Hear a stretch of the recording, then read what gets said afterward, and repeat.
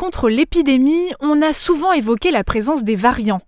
Un variant est le fruit de plusieurs mutations et certaines peuvent freiner considérablement la stratégie vaccinale.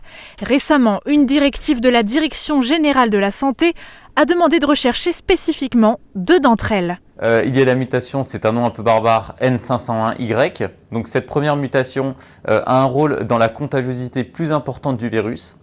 Et une deuxième qui est la E484K, un second nom un peu barbare.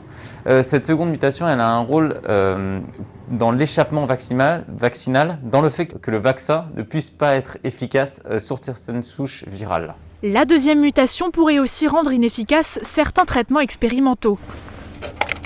Les étapes techniques d'analyse n'ont pas changé, ce sont uniquement les réactifs utilisés qui diffèrent pour déceler les 2 mutations. Les premiers résultats sous forme de courbes démontrent bien leur présence.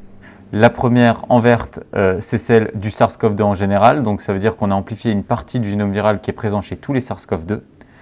La courbe rouge correspond au gène humain que l'on a amplifié pour être bien sûr qu'il y ait bien un prélèvement dans l'échantillon.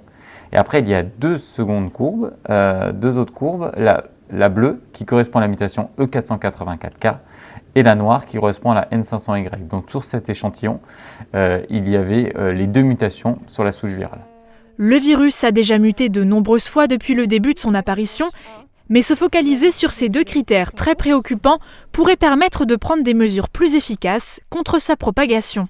Ça pourrait être par exemple d'ajuster la politique vaccinale, de préconiser un vaccin plutôt qu'un autre dans un territoire où il y a une présence particulièrement importante de ces mutations qui apportent un avantage au virus et un désavantage du coup à la pandémie. Et c'est aussi encore et toujours une surveillance épidémiologique, collecter les données, les analyser et adapter la politique de santé.